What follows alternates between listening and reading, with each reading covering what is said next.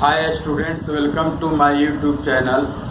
In previous video, we have studied about EMF of cell related numerical problems. Today we shall start the next topic, electrochemical series. Let us start. What is electrochemical series? What do you mean by electrochemical series? पिछले video में मैंने बताया था कि किसी भी cell का EMF value निकालने के लिए ऑक्सीडेशन पोटेंशियल और रिडक्शन पोटेंशियल की रिक्वायरमेंट होती है। तो E not cell equal to standard EMF of cell निकालना होगा तो हम लोग क्या करते हैं, SOP plus SRP, sum of oxidation potential at anode and reduction potential at cathode के आधार पर, और रिडक्शन पोटेंशियल के डिफरेंस के आधार पर हम लोग E not reduction minus E not cathode minus E not anode, और ऑक्सीडेशन पोटेंशियल के टर्म में हम लोग E not anode minus E not cathode कर सकते हैं। इसके आधार पर कैलकुलेट कर सकते हैं। और किसी भी इलेक्ट्रोड का, सिंगल इलेक्ट्रोड का पोटेंशियल का मेजरमेंट करना पॉसिबल नहीं है। तो इलेक्ट्रोड के पोटेंशियल को मेजरमेंट करने के लिए हम लोग स्टैंडर्ड हाइड्रोजन इलेक्ट्रोड पोटेंशियल को से कंपेयर करते हैं और उसका नाम हम लोग देते हैं रिफरेंस इलेक्ट्रोड पोटेंशियल और स्टैंडर्ड हाइड्रोजन इलेक्ट्रोड पोटेंशियल और normal hydrogen electrode potential. Hydrogen का electrode potential in terms of reduction, in terms of oxidation, दोनों ही प्रोसेस में टेकन है जीरो, उसका जीरो लिया जाता है। ऑक्सीडेशन ऑक्सीडाइज होता हो तो भी ऑक्सीडेशन पोटेंशियल जीरो होगा, रिड्यूस होगा तो भी उसका रिडक्शन पोटेंशियल का वैल्यू टेकन है क्या लेते हैं, जीरो लेते हैं।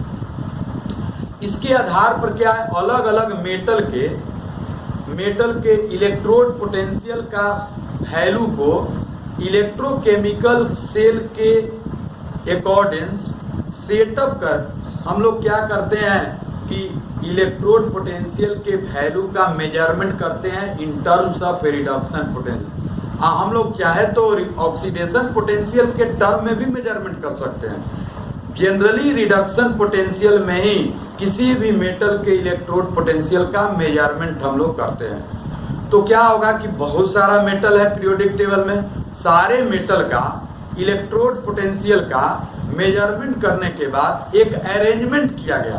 तो अरेंजमेंट करने से क्या होता है कि इंक्रीजिंग ऑर्डर रिडक्शन पोटेंशियल या डिक्रीजिंग ऑर्डर या ऑक्सीडेशन पोटेंशियल के टर्म में increasing order decreasing order. Generally हम लोग रिडक्शन पोटेंशियल के टर्म में ही हम लोग क्या करते हैं, अरेंज करते हैं। तो एक सीरीज, एक सिस्टमैटिक सेटअप मिलता है, एक सिस्टमैटिक सीरीज मिलता है जिसका नाम हम लोग देते हैं क्या, इलेक्ट्रोकेमिकल सीरीज नाम देते हैं। तो कह रहा इलेक्ट्रोकेमिकल सीरीज का डेफिनेशन की the arrangement of various electrodes in order of their increasing values of standard reduction potential is called electrochemical series. Arrangement का ही नाम है। स्टैंडर्ड जो रिडक्शन पोटेंशियल का जो अरेंजमेंट करेंगे किस ऑर्डर में, in order of their increasing values of standard reduction potential. जो अलग अलग मेटल इलेक्ट्रोड का जो रिडक्शन पोटेंशियल मिलेगा उसको इंक्रीजिंग ऑर्डर में हम लोग जब अरेंज करते हैं तो उसका नाम देते हैं क्या, इलेक्ट्रोकेमिकल सीरीज। पर electrochemical series also represents the decreasing order of the positive oxidation potential। Electrode potential electrochemical series को हम लोग ऑक्सीडेशन पोटेंशियल के टर्म में भी हम लोग क्या कर सकते हैं, रिप्रेजेंट कर सकते हैं। Also represent the decreasing order of the positive oxidation potential. ये रिडक्शन पोटेंशियल के टर्म में भी अरेंज कर सकते हैं, ऑक्सीडेशन पोटेंशियल के टर्म में भी क्या कर सकते हैं, अरेंज कर सकते हैं। डिक्रीजिंग ऑर्डर में भी अरेंज कर सकते हैं, इंक्रीजिंग ऑर्डर में भी अरेंज कर सकते हैं। यहाँ यह जो हम लोग अरेंजमेंट दिखाई दे रहा है टेबल, ये हम लोग इंक्रीजिंग ऑर्डर में अरेंज किया है। अब इससे क्या, इलेक्ट्रोकेमिकल सीरीज से क्या इंफॉर्मेशन मिलता है पूरे केमिस्ट्री में जो रिएक्टिविटी रिएक्शन हो रहा है या जो हम लोग इलेक्ट्रोकेमिकल सेल का जो अरेंजमेंट किए हैं वह सही है या नहीं है, सेल फिजिबल है या नहीं है, मेटल की रिएक्टिविटी नेचर, इसका इंफॉर्मेशन। तो इसका टॉपिक हुआ एप्लीकेशंस ऑफ इलेक्ट्रोकेमिकल सीरीज। तो फर्स्ट एप्लीकेशन कहता है to predict the oxidising and reducing power of substance. इस सीरीज से हमको इंफॉर्मेशन मिल सकता है, हम लोग पता कर सकते हैं, डिटरमाइन कर सकते हैं कि ऑक्सीडाइजिंग एंड रिड्यूसिंग पावर किसी सबस्टेंस का इंक्रीजिंग ऑर्डर में है या डिक्रीजिंग ऑर्डर में है, या किसका अधिक है किसका कम है, ये कंपेयर कर सकते हैं। Higher the value of reduction standard reduction potential, higher is the tendency of the substance to accept electrons. इसको समझेंगे हम लोग। अगर रिडक्शन जहां पर होगा वहां रिडक्शन पोटेंशियल डेवलप होगी, जहां ऑक्सीडेशन प्रोसेस होगा वहां ऑक्सीडेशन पोटेंशियल डेवलप होती है। तो higher the value of reduction का मीनिंग क्या हुआ कि रिडक्शन प्रोसेस फास्ट हो रहा, और रिडक्शन प्रोसेस फास्ट कब होगा, जब एक्सेप्टिंग टेंडेंसी ऑफ इलेक्ट्रॉन भी क्या होगा, फास्ट होगा। तो इसका मीनिंग हुआ कि पावर कह रहा है कि tendency of the substance to accept electrons क्या करेगा, रिडक्शन में क्या होता है, इलेक्ट्रॉन का एक्सेप्टिंग होगा, गेन होता है, the gain of electrons to undergo reduction. क्या होगा, रिडक्शन प्रोसेस को फॉलो करेगा इलेक्ट्रॉन को एक्सेप्ट करने के बाद, and hence higher is the oxidising power. और जिसमें और रिडक्शन प्रोसेस कराने वाले एजेंट का हम लोग नाम देते हैं ऑक्सीडाइजिंग एजेंट, और ऑक्सीडेशन प्रोसेस कराने वाले एजेंट का नाम हम लोग क्या देते हैं, रिड्यूसिंग एजेंट नाम देते हैं। ठीक, अब क्या कर रहा है कि यहाँ पर दज हम लोग कह सकते हैं द स्ट्रॉन्ग ऑक्सीडाइजिंग एजेंट्स है large positive value of reduction potential.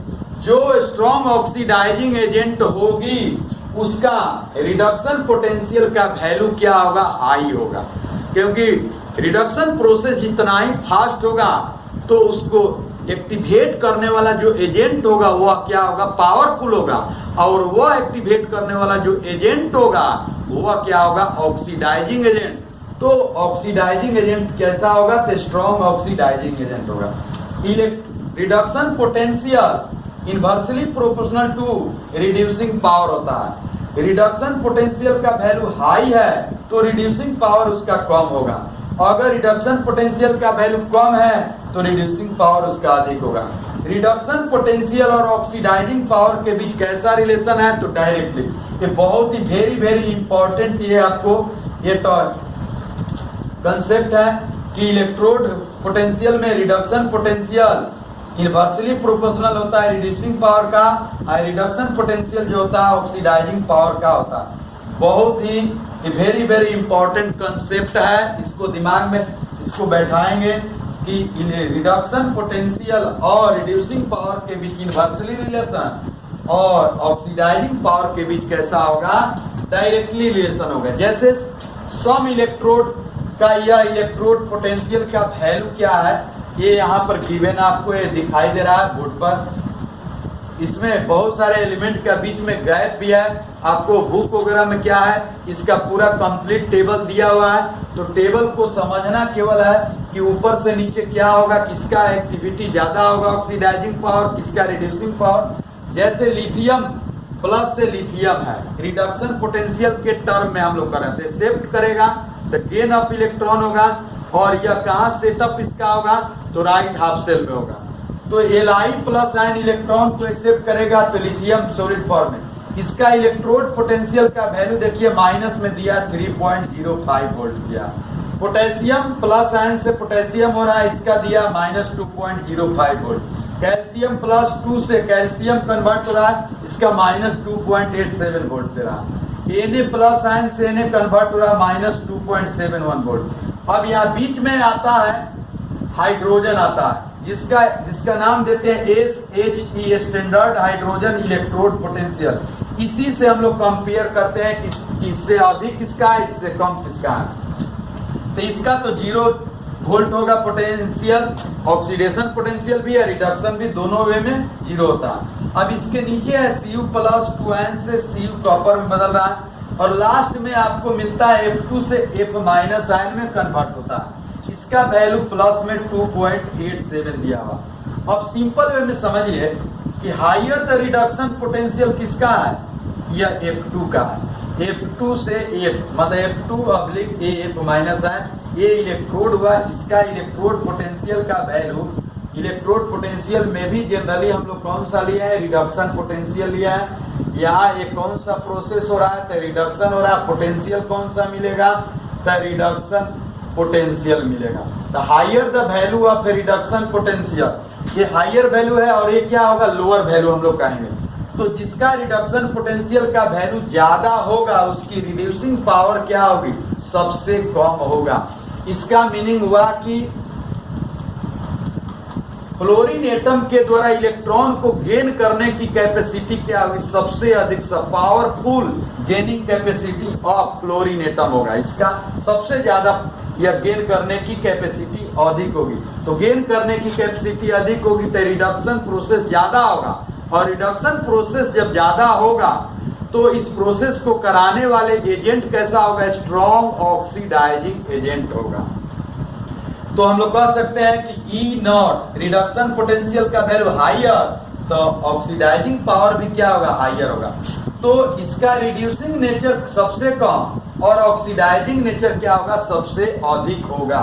तो यह हम लोग कह सकते हैं कि लिथियम जो होगा उसका हम लोग कहेंगे कि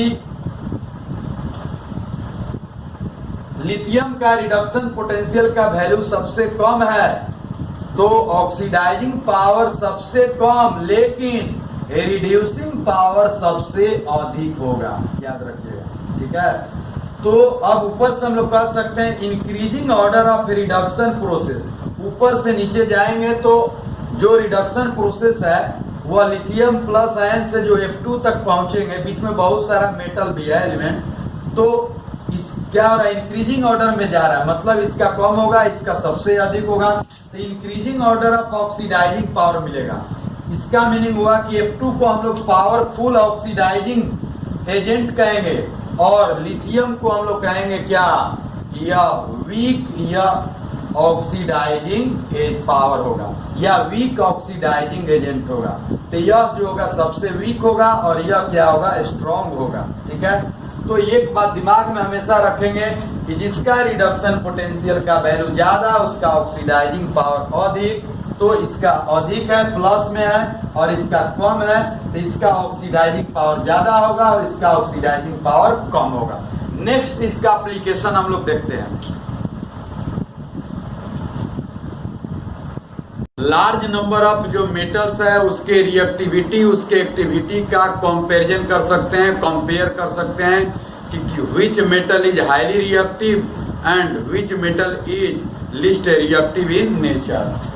तो इसका कंसेप्ट कह रहा है कि the metal having higher negative value of reduction potential, अगर किसी मेटल के पास जो रिडक्शन पोटेंशियल है उसका वैल्यू बहुत ही निगेटिव में अधिक हो, निगेटिव वैल्यू में अधिक हो, कह रहा है कि loses electrons and converted to cation. अगर रिडक्शन पोटेंशियल का वैल्यू बहुत ही निगेटिव है, इसका मीनिंग है कि रिडक्शन प्रोसेस उसमें कम होगा और ऑक्सीडेशन प्रोसेस क्या होगा, ज्यादा होगा। और ऑक्सीडेशन प्रोसेस जब ज्यादा होगी तो आसानी से इलेक्ट्रॉन लॉस करेगा और केटायन में वो क्या होगा, कन्वर्ट होगा। Such a metal is reactive in nature, और इस मेटल को हम लोग क्या कंसीडर करेंगे कि ये रिएक्टिव इन नेचर होगा। The chemical reactivity of elements decrease down the series, ऊपर से नीचे जाते हैं तो लॉस करने की टेंडेंसी में क्या होती है, डिक्रीजमेंट होती है, क्योंकि इलेक्ट्रोड रिडक्शन पोटेंशियल और रिड्यूसिंग पावर के बीच इनवर्सली रिलेशन होता है। तो ऊपर से नीचे जाएंगे तो रिडक्शन पोटेंशियल का वैल्यू बढ़ता है तो रिड्यूसिंग नेचर कम होगा, तो ऑक्सीडाइजिंग नेचर क्या होगी, अधिक होगी। तो इसका मीनिंग होगा कि द इलेक्ट्रोकेमिकल सीरीज में हम लोग नीचे जाएंगे तो जो मेटल की रिएक्टिविटी नेचर है वो क्या होता है, कम होते जाता है, ठीक है। The element higher in the series is more active, जो सीरीज में ऊपर है वो क्या होगा, उसकी एक्टिविटी ज्यादा है, more active than the element lower in the series, उस एलिमेंट से जो सीरीज में क्या नीचे है और जो सीरीज में ऊपर है। तो सीरीज में जो ऊपर है उसकी एक्टिविटी ज्यादा, सीरीज में जो नीचे है उसकी एक्टिविटी क्या होगी, कम होगी। तो इसका कंसेप्ट हम लोग लिख सकते हैं, more negative reduction potential, more tendency to loss electrons, more reactive metals हो गया। ठीक है, इसके आधार पर हम लोग लिख सकते हैं मोर निगेटिव रिडक्शन पोटेंशियल से more tendency to loss electrons, more reactive metals होगा। एज फॉर एग्जांपल्स के तौर पर हम लोग इसको समझ सकते हैं, जैसे ABCD 4 मेटल है और चारों मेटल का रिडक्शन पोटेंशियल का वैल्यू गिवन है। A का -0.14 वोल्ट, B का +0.34 वोल्ट हो गया, C का हो गया -1.66 वोल्ट हो गया, D का हो गया +0.80 वोल्ट हो गया। तो CABD अब क्या इसका रिडक्शन पोटेंशियल ज्यादा हो गया, तो हम लोग कह सकते हैं कि जिसका रिडक्शन पोटेंशियल का वैल्यू जितना ही कम होगा उसकी रिएक्टिविटी क्या होगी, ज्यादा होगी। ठीक है, higher the negative reduction potential readily loses electrons and converted to cation. तो जो ऊपर में होगा उसका रिडक्शन पोटेंशियल का वैल्यू ये माइनस में है, तो इसका रिएक्टिविटी सबसे अधिक होगा, और जिसका रिडक्शन पोटेंशियल का वैल्यू ज्यादा है, इसका मीनिंग रिडक्शन का होने, रिडक्शन प्रोसेस वाला टेंडेंसी अधिक है।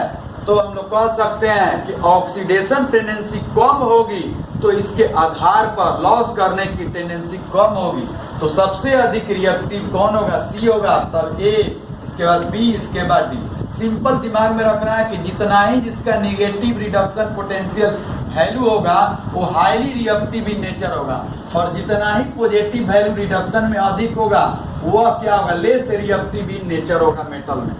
नेक्स्ट कहता है application to predict whether a given cell representation is correct और नॉट। जो सेल का रिप्रेजेंटेशन हम लोग करते हैं वो सही है या गलत है, ये इसके बारे में भी ये आपको इलेक्ट्रोकेमिकल सीरीज क्या करता है, इन्फॉर्म करता है, एक्सप्लेन करता है। So if the value of E naught cell standard EMF of cell is positive, अगर E naught cell का वैल्यू पॉजिटिव आ रहा है तो समझिए कि जो सेल रिप्रेजेंटेशन जो है वह क्या करेक्ट है, और E naught सेल का वैल्यू अगर पॉजिटिव ना आकर निगेटिव आ रहा है तो समझिए कि जो सेल का अरेंजमेंट किया गया है दोनों हाफ सेल का वह क्या है, परफेक्टली हम लोग कह सकते हैं कि वह क्या इनकरेक्ट है।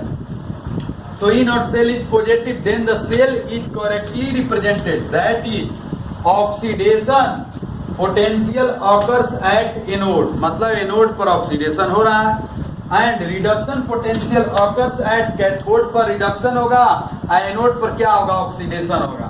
If the E naught cell is negative, then the cell representation is wrong. अगर सेल का EMF का वैल्यू निगेटिव आता है तो उसका सेल रिप्रेजेंटेशन क्या होगा, रॉन्ग होगा। नेक्स्ट हम लोग कह सकते हैं predicting feasibility of redox reaction. जो रेडॉक्स रिएक्शन है वो फिजिबल है या नहीं, आउटपुट देगा या नहीं देगा। तो आउटपुट कब कैसे पता करेंगे कि आउटपुट उसका मिलेगा, कह रहा है कि a redox reaction is feasible only, तभी फिजिबल होगा only if the species which has higher reduction potential, जिसका रिडक्शन पोटेंशियल अधिक वह रिड्यूस होगा।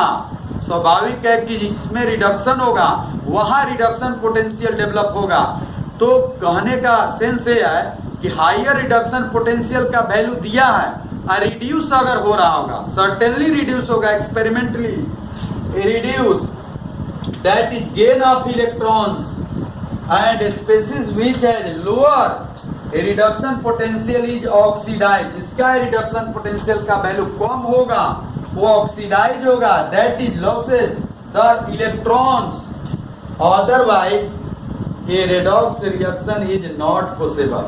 Higher the value of reduction potential get reduce, lower the value of reduction potential get oxidise.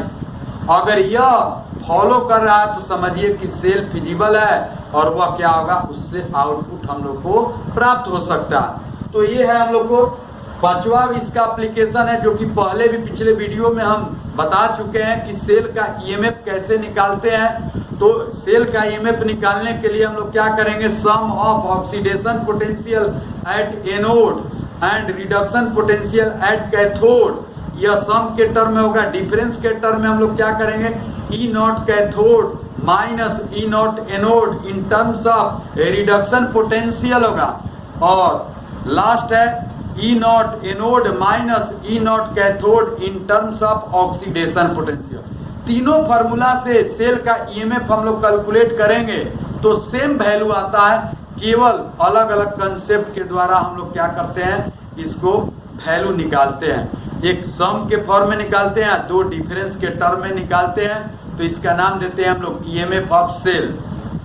Tomorrow onwards we shall start the next topic, calculation of electrode potential, calculation of EMF of cell on the basis of variation in concentration, और calculation of EMF or electrode potential dependence upon concentration.